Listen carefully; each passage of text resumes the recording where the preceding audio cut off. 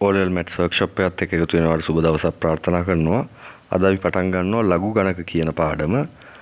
මේ ලඝු ගණක කියන පාඩමේ තියරි කොටස් ටිකක් වැඩියෙන් අන්තර්ගත වෙනවා. ඒකින්ද අපි මේක කොටස් වශයෙන් කරන්න බලාපොරොත්තු වෙනවා. ඒත් එක්කම මේ පාඩමේ මේ පාඩමට අවශ්‍ය වෙන මූලික දැනුම තමයි දර්ශක කියලා කියන්නේ. ඔයා දර්ශක දන්නේ නැත්නම් මේ පාඩම තේරෙන්නේ නැහැ. ගොඩක් ළමයි මේ කියනවා මේ පාඩමේ තියරි තේරෙන්නේ නැහැ අමාරුයි කියලා ගොඩක් කට්ටිය අතහැරලා දාන පාඩමක් මේක.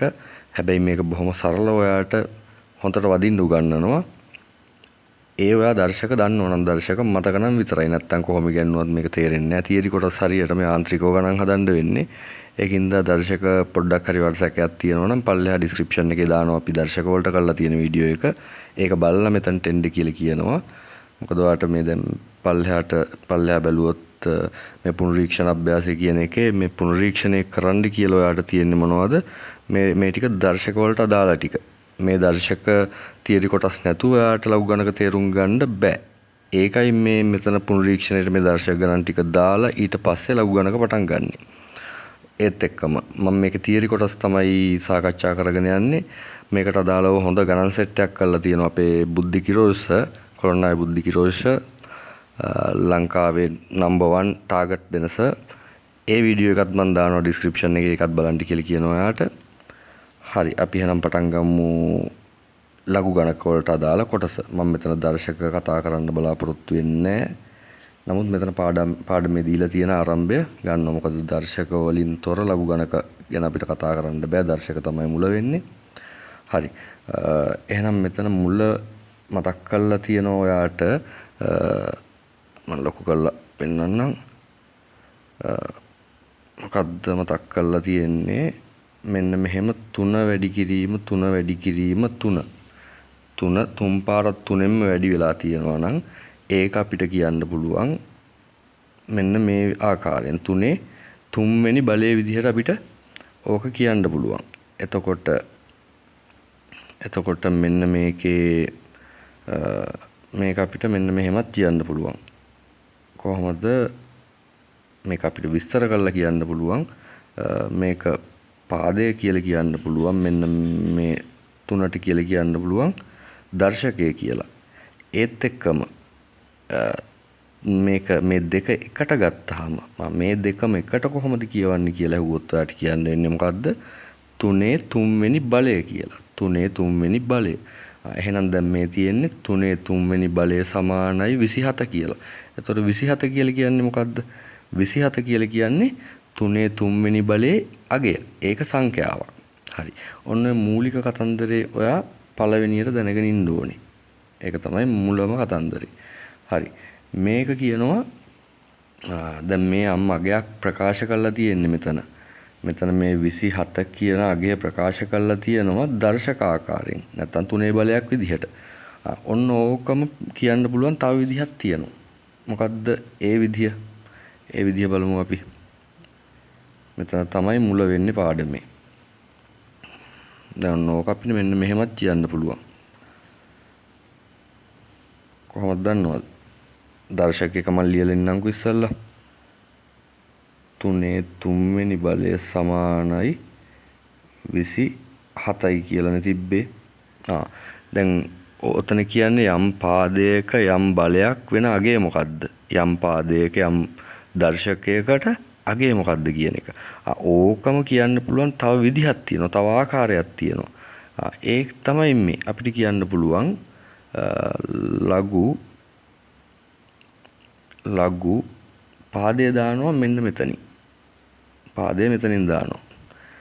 ඊට පස්සේ අගය දානවා මෙතනින්. දැන් අගය කියලා කිව්වේ මොකද්ද?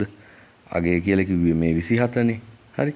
අගය දැන් දාන්නේ මෙතනින්. 3 පාදයට 27 සමානයි 3යි. 3 පාදයට 27 සමානයි 3 පාදයට 27 සමානයි 3යි. එතකොට දැන් ඔයාලට නෝට් කරන්න වැදගත් දෙයක් තියෙනවා. සැලකිය යුතු වැදගත් දෙයක් තියෙනවා.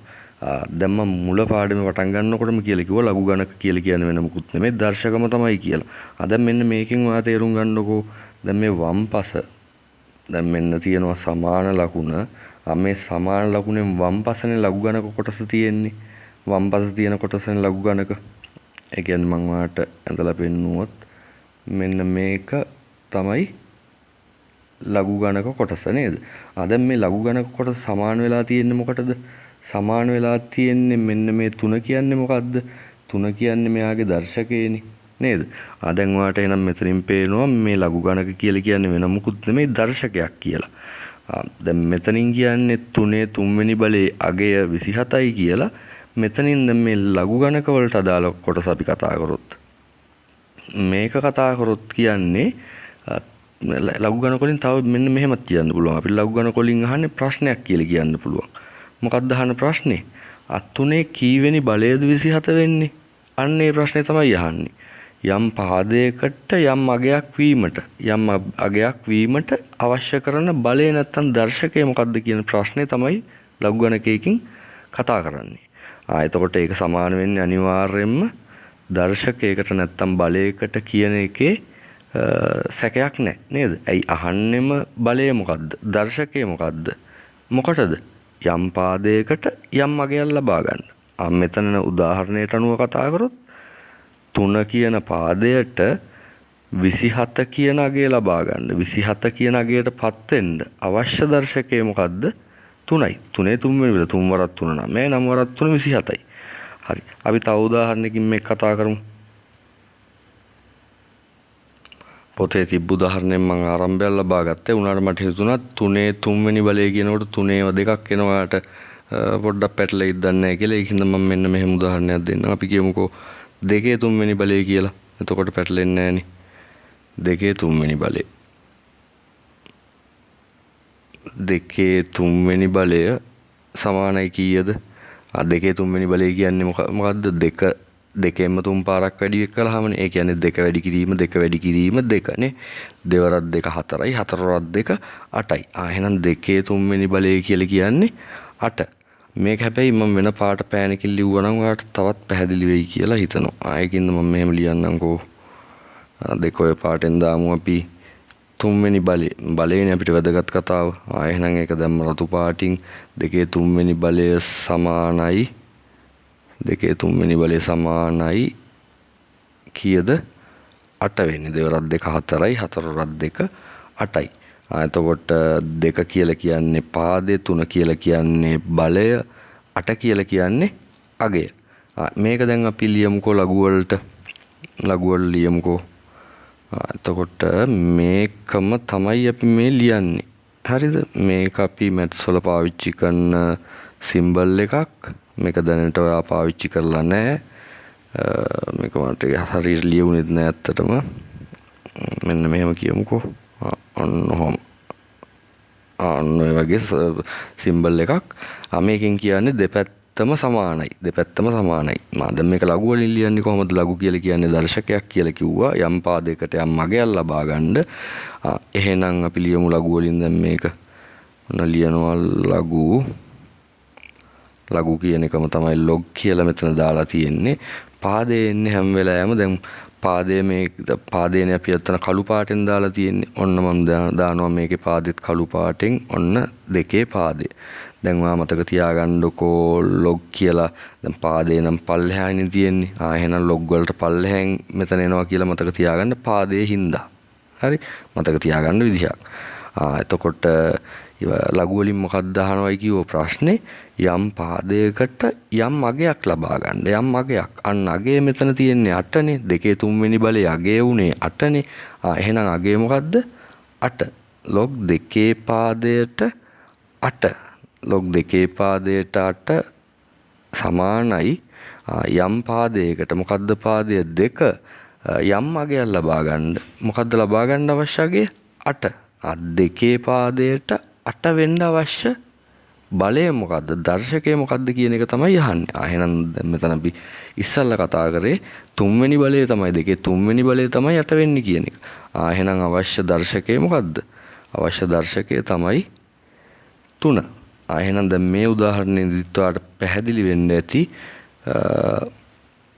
ලඝු ගණකයක් කියලා කිව්වේ වෙන මුකුත් නෙමෙයි, වෙන මුකුත් නොතේරෙන ගැඹුරු සංකීර්ණ එහෙම කතන්දරයක් නෙමෙයි. ලඝු ගණක කියලා කිව්වේ දර්ශක සඳහන් කරන තවත් ආකාරයක්. දර්ශක දැන් මේක කියනවා අපි දර්ශක ආකාරය කියලා, මේක කියනවා අපි ලඝු ගණක ආකාරය කියලා. හැබැයි මේ දෙකෙන්ම කියවෙන්නේ එකම කතාව. එකම කතාව දෙආකාරයකින් කියවෙන්නේ. දැන් මෙහෙමනේ ළමයි, දැන් අර හරියට ඌ මට ගැහුවා මට ඌ ගැහුවා වගේ නේද? අන්න එතකොට එකම වැඩේ වෙලා තියෙන. දැන් මෙතන මේ වම්පස කියන්නේ මොකද්ද? වම්පස කියන්නේ 2/3 වෙනි බලය 8 කියලා. මෙතන දකුණුපස කියලා කියන්නේ මොකද්ද? දකුණුපස කියලා කියන්නේ 2 පාදයට 8 වෙන්න අවශ්‍ය දර්ශකය 3 කියලා. දෙකම එකයි. මේක ඉතා වැදගත් කතන්දරයක්. ලඝු ආකාරයෙන් දුන්නාම කොහොමද දර්ශක වලට හරවන්නේ, දර්ශක වලින් දුන්නාම කොහොමද ලඝු වලට හරවන්නේ කියන එක ඉතා පැහැදිලි වෙන්න ඕන ඔයාලට. ඒකින්ද අපි යනවා තව උදාහරණයකට. ඒකත් අපි ගමු, සරල උදාහරණයක් ගමු තව. ඕගොල්ලෝ හැමෝම දන්නවා 10/3 වෙනි බලය. 10/3 වෙනි බලය. 10/3 වෙනි බලය කියන්නේ මොකද්ද? 10 වැඩි කිරීම 10 වැඩි කිරීම 10. එහෙනම් 10 වරක් 10 100යි, 100 වරක් 10 1000යි. එහෙනම් 10/3 වෙනි බලය සමානයි 1000යි. මේක මොකද්ද? මේක දර්ශක ආකාරය. එහෙනම් ඕක කොහොමද අපිට ලියන්න වෙන්නේ? ලඝු ගණක ආකාරයෙන්. ලඝු ගණක ආකාරයෙන් ලියනකොට අපි කතා කරා මුලින්ම ලියනවා log කියලා, ලඝු කියන අදහස. පාදයේ පහළනේ තියෙන්නේ. මතක තියාගන්න විදිහක් ඔයාලට කිව්වා. ඒකින්ද පාදයේ දානවා පහළින්. මොකද්ද මෙතන පාදේ? මෙතන පාදයේ 10නේ. පාදයේ 10. අන්න ඒකින්ද දානවා log 10 පාදයට. ලඝු 10 පාදයට. ලඝු වලින් අහන්නේ මොකද්ද ප්‍රශ්නේ? යම් පාදයකට යම් අගයක් ලබා ගැනීමට. මෙතන එතකොට අගය වෙන්නේ මොකද්ද? අගය වෙන්නේ 1000නේ. එහෙනම් අගය වෙලා දාන්න ඕනේ ඊළඟට. log 10 පාදයට 1000. log 10 පාදයට 1000 සමානයි යම් පාදයකට යම් අගයක් ලබා ගන්න අවශ්‍ය බලය. දර්ශකය මොකද්ද? 10 කීවෙනි බලයද 1000 වෙන්නේ? 10/3 වෙනි බලයනේ. 10/3 වෙනි බලය. නේද? එහෙනම් බොහොම පැහැදිලි. එහෙනම් මේ ලකුණෙන් මේ දාලා තියෙන එකේ තේරුම මොකද්ද? ඔයාලට මෙන්න මේක ලියන්න පුළුවන්. නැත්නම් මේ දර්ශක ආකාරය මෙන්න මෙහෙම ලඝු ගණක ආකාරයෙන් ලියන්නත් පුළුවන්. මේ ලඝු ගණක ආකාරය ඔයාලට පුළුවන් මේ දර්ශක ආකාරයෙන් ලියන්න. ඒ කියන්නේ ඔයාලට මේක වෙනුවට මේක ලියන්නත් පුළුවන්.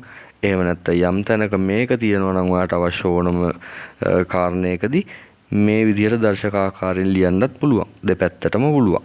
ඒකයි යෝගෙන් අදහස. හරි, මං හිතනවා දැන් ඔයාලට කතන්දරේ පැහැදිලි ඇති කියලා. දැන් ඉතින් මෙහෙම ලියන්න ගියොත් අපිට ඕන තරම් ලියන්න පුළුවන්. දර්ශක ඕනම තියෙන දර්ශක ප්‍රකාශනයක් ලඝු ප්‍රකාශනයක් විදිහට ලියන්න පුළුවන්. ඕන ලඝු ප්‍රකාශනයක් දර්ශක ප්‍රකාශනයක් විදිහට ලියන්න පුළුවන්. එහෙනම් මේ කතන්දරේ මූලික කතන්දරේ වලට පැහැදිලි ඇති කියලා හිතනවා. එහෙනම් අපි දැන් යන් සාධාරණ ආකාරයකට. මේක සාධාරණ ආකාරයකට VGU අපි ලබා ගමු. ඒ කියන්නේ මේ ABC වගේ ඉංග්‍රීසි අකුරු ටිකක් දාලා මෙන්න මේ ප්‍රතිඵලය අපි ලබා ගමු තවත් පැහැදිලි වෙන්න. හරි. ඒකත් අපි දර්ශක ආකාරයෙන් ලියලා ඒක ලඝු ආකාරයට ආකාර දෙකෙන්ම කරමු. ඉතා වැදගත් ඒක. මෙහෙම කියමුකෝ අපි A ගේ B වෙනි බලය සමානයි C කියලා කියමුකෝ. දැන් මේක දර්ශක ආකාරය. මෙතන මම වෙන පාට පෑනකින්ම ලිව්වා නම් හොඳයි නේද? A ගේ B වෙනි බලය. A ගේ B වෙනි බලය සමානයි අගේ මොකද්ද? C ට. දැන් ඕක අපි ලියමුකෝ ලඝු ආකාරයෙන්. ලඝු ආකාරයෙන් ලියලා බලමු ඕක. එහෙනම් අපිට ලියන්න වෙන්නේ මෙහෙමනේ. කොහොමද මුලින්ම ලියනවා? ලඝු log A පාදයට. දැන් පාදය මොකද්ද? පාදය තමයි A. එහෙනම් A පාදයට log A පාදයට යම් පාදයකට යම් අගයක් වීම සඳහා මොකද්ද වීමට අවශ්‍ය අගය? වීමට අවශ්‍ය අගය තමයි C නේද? log A පාදයට C යම් පාදයකට යම් අගයක් වීම සඳහා අවශ්‍ය මොකද්ද? දර්ශකය. අවශ්‍ය දර්ශකය. log A පාදයට C සමානයි එහෙනම් කාටද? B ට නේද? දැන් එහෙනම් මේ වම් පැත්තෙන් මොකද්ද කියන්නේ? වම් පැත්තෙන් කියන්නේ A ගේ B වෙනි බලයේ අගය සමානයි C කියන එක. දකුණු පැත්තෙන් මොකද්ද කියන්නේ? දකුණු පැත්තෙන් කියන්නේ A ට C වෙන්න අවශ්‍ය බලය තමයි B කියන එක. ඌ මට ගැහුවා මට ඌ ගැහුවා වගේම නේද? බොහොම සරලයි. හරි අපි එහෙනම් ඊළඟ තියරි කොටස් ටික ඊළඟ වීඩියෝ එකෙන් සාකච්ඡා කරමු. ඒ වීඩියෝ එකක් දාලා තියෙනවා පහළ ඩිස්ක්‍රිප්ෂන් එකේ. ඔයාලට මේ වගේ සරලව තියරි කොටස් ටික සාකච්ඡා කරන්න අවශ්‍ය නම් විෂය නිර්දේශය පුරාවටම අපේ channel එක subscribe කරන්න කියලා කියනවා. එතකොට අපි දිනපතා වගේ මේ ටිකේ වීඩියෝස් දානවා. ඔයාලට notification එකක් විදිහට ඒ වීඩියෝස් ටික ගන්න ගන්න පුළුවන්. අපිව subscribe කරලා bell icon එක click කළාම. වාට ජය ප්‍රාර්ථනා කරනවා.